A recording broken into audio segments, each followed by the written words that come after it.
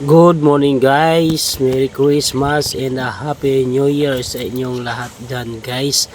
And habang pumasok ako sa trabaho, sa pinupuntahan naming trabaho, ay may nakita na naman akong aso na pag-alagala. Marami sila dito guys, so takot yung iba, hindi agad lumalapit. So ang ginawa ko guys ay nag-prepare ako ng pagkain ng dog food, pansamantalang gutom nila.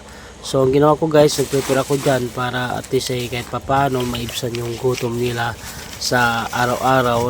Siguro guys ay nakatira lang to siguro sa mga damo at walang mga owners to guys.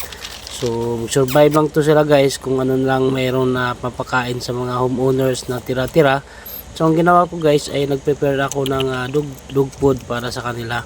At binigyan ko nga sila isa-isa dyan. Ang iba naman dyan guys ay hindi agad lumalapit, hindi agad kumakain ng dog food gawa nung takot sila guys. So iniwan ko na lang yung mga pagkain dyan guys para kainin nila, kasi hindi sila kumakain guys kapag nandiyan ako malapit dyan sa pagkain. So ang ginawa ko guys, umaga iniwan ko lang yung pagkain dyan at kakainin na lang nila yan dyan guys. Bahala na sila guys, kasi pag lumapit ako dyan guys, hindi nila kakainin kapag lumapit ako, kasi kusa talaga silang tumatakbo, parang ayaw nila sa tao, parang ayaw nila, na trauma na yata sila sa kakabato, sa kakasaway sa mga ganitong mga aso guys.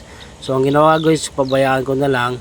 And maraming salamat guys sa walang sawang pagsuporta sa ginagawa kong pagtsatsaga sa pagpapakain sa mga ganitong mga tulad nila na walang nagpapakain. Maraming salamat sa inyo guys.